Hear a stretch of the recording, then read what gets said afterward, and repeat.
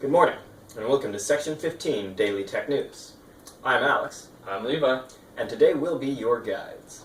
Lenovo's first up in the news. They've been getting hit a lot recently. First with their Superfish bloatware.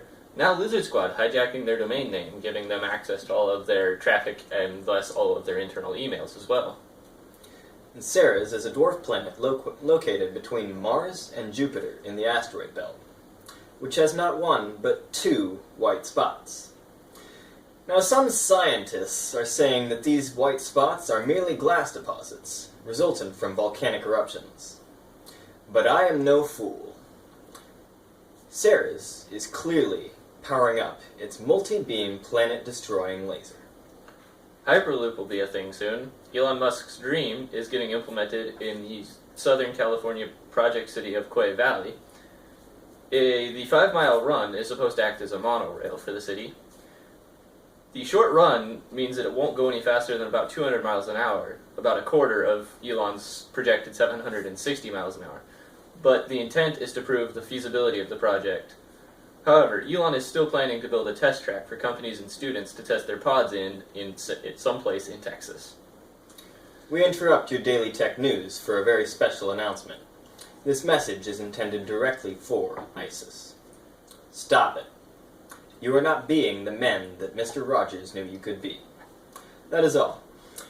In other news, researchers at a UK facility have found a way to transmit 1 terabyte per second data using 5G spectrums. This, of course, is 2 generations away from what we are currently using, 4G LTE.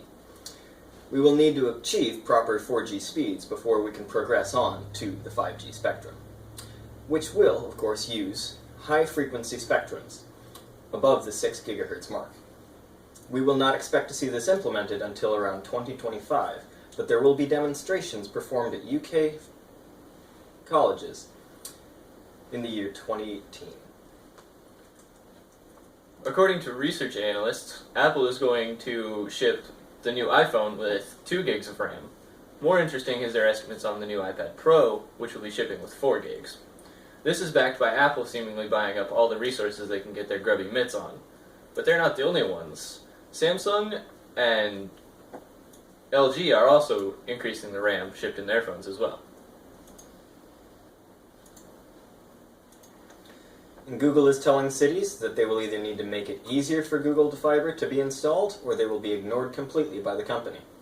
However, as a result of the earlier decision today by the FCC regarding net neutrality, Google should be able to have access to telephone poles, which make it easier for other ISPs to reach cities than it has been for Google.